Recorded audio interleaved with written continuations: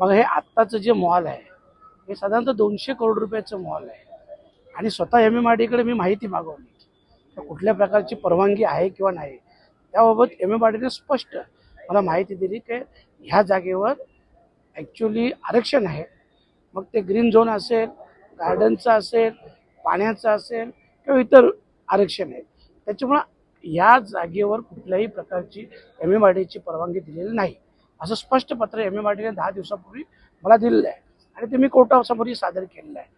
आणि एवढं मोठं बांधकाम होत असताना आपल्या माहितीसाठी सांगतो की याच्या अगोदर त्यांनी जे साधारणतः 1 करोड फूटच्या आसपास ग्राउंड+1, ग्राउंड+2 किंवा VV शेड असतील या पूर्ण बांधकामाची कुठल्याही प्रकारची परवानगी नाही.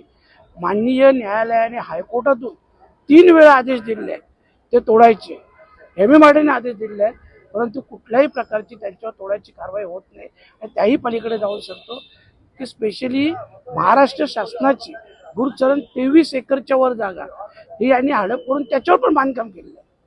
पण ह्या सगळ्या गोष्टी असताना देखील त्यांना काही अधिकारी किंवा काही राजकीय नेते शेवटी राजकीय नेत्यांशिवाय आणि अधिकाऱ्यांनी पाठराखण केल्याशिवाय अशा प्रकारचे विषय होऊ शकत नाही. नाही तर गेल्या 6 वर्षापासून 3 वेळा हायकोर्ट आदेश देतो.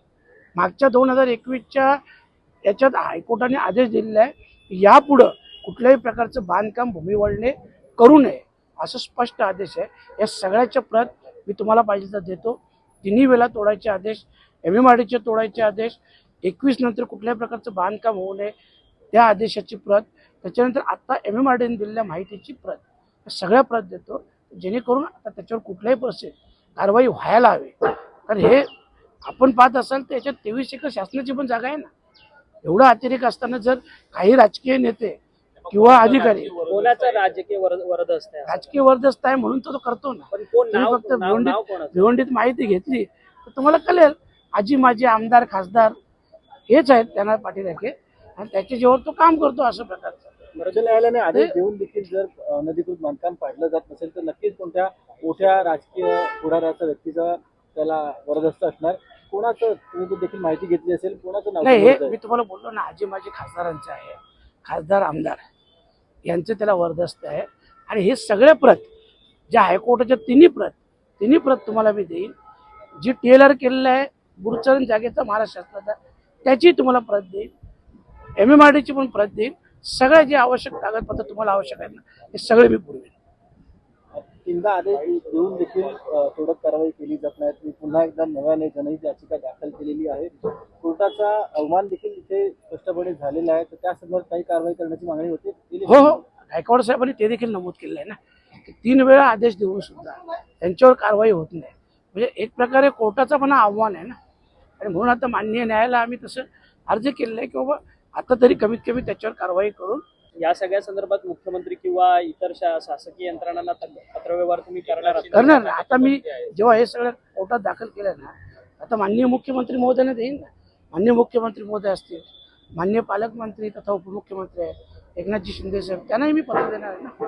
आणि हे सगळे दस्तऐवज कंप्लीट सगळे सादर करणार आहे.